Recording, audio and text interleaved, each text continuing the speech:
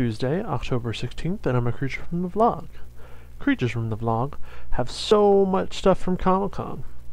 I figured that since Comic-Con was this weekend, I would show off all the stuff that I bought, because why not? Because even though Frankie and Heather were there, it's not really like they got to really see much of what I got. So, first off, my fantastic Poison Ivy glass. I'm getting a little better at showing things to the camera. I accidentally bought this book of poetry called Nerd Haiku. I didn't know that it was going to be poetry. I just thought that it was like a clever nerd name. I was wrong. I bought these two Crayon Shin-Chan comics. Shin-Chan is like this really like immature like anime series, and I guess manga series too. And those books were $10 total, and I also have like a keychain too that I got with it for free. It's really funny. I guess I would like compare the humor to like Family Guy. I don't really know. the little character I just showed you, that's Shin-Chan, and his favorite superhero is Action Bastard. So I don't know, it's pretty silly. These comics I actually didn't buy at Comic-Con, but it's a Young Justice Teen Titans crossover called Graduation Day, and then an old Young Justice comic that was really weird. I just have that in my pile because like I basically put everything in my pile that like I'm going to read or did read or think that maybe Amanda might want to borrow, so that way it's all just accessible. Then I was showing off the Ravagers in the last comic, but now I have 0 through 4, which I think might actually just be it. I think that it's kind of like a newer comic series, so that's all that there is. For Deathstroke, I got a bunch more. I have 0 through 4, and then I'm missing 5, but then I have 6, 7, 8, 10, and then 13. So I got a whole bunch of Deathstroke. So I'm really excited to read all that. Then I decided to get the New 52 Batgirl, because why not? Then, for Batwoman, I now have 0 through 10, which is really nice, because that's like super clean. Like, I own the first 11. It's nice to not just have like random ones or ones that I'm missing that I need to pick up. Then on the last day, I bought a pack of 8 comics. That's a Martian Manhunter miniseries. So I'm pretty excited about that. It's not part of the New 52, but it's its own contained story about Martian Manhunter, so that was exciting. I also have a set of Batman Beyond comics.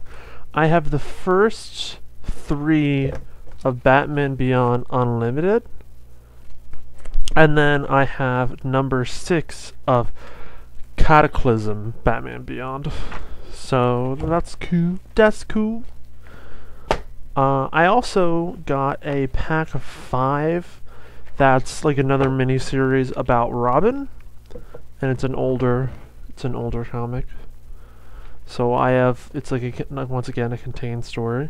You can see just from like, it's so funny how different the art is, like from that compared to like this.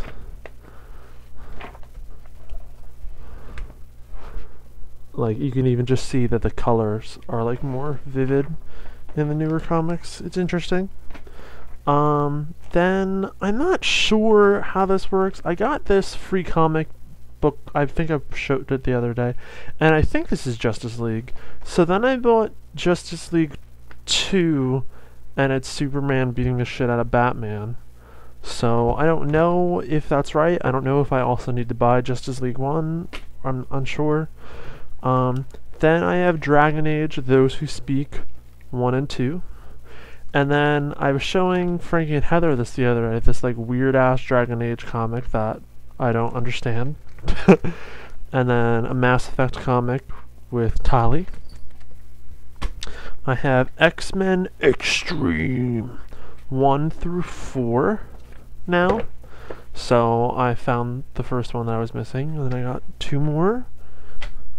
I also bought Astonishing X-Men, specifically because this is the comic that was like kind of controversial, because it's the one where the couple gets gay married, and like obviously, so you can see, there they are at their wedding, and like it was kind of controversial because like, oh, you know, gay marriage in a comic, but then it was also controversial because it was kind of like apparently not really well done. So I wanted to see exactly what was wrong with it. I haven't read that one yet. Then I got a Suicide Squad comic, which the art is like a little bit older. It's not like super old. And I also have the New 52 Suicide Squad, but I could only find number 10. Every single one I went to only had Suicide Squad 10. I'm kind of interested in Suicide Squad because apparently it's like DC villains that team up with the government, and the government will send them on missions to like kind of mitigate their time that they have to spend in jail. So like it's a bunch of supervillains doing like Black Ops missions for the government. So that's like kind of interesting.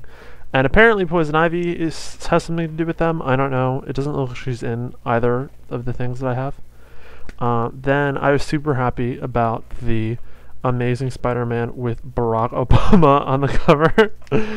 My mother really doesn't want me to open that one because she thinks that it's going to be like a collectible, but I kind of can't resist. I'm going to have to open it and read it. I also got Young Avengers. I have Young Avengers 3.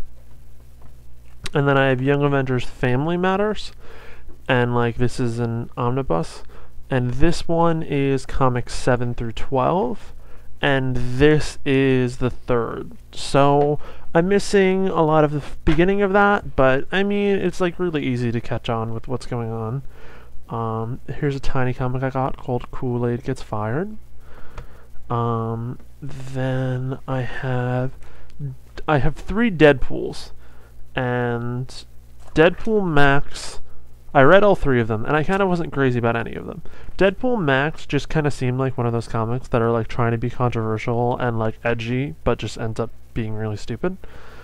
Deadpool like didn't seem anything like the newer Deadpools, and was just kind of boring. Like nothing, I felt like nothing really happened in it, and like he wasn't like an interesting character at all. And this is actually the first comic where he had a solo comic.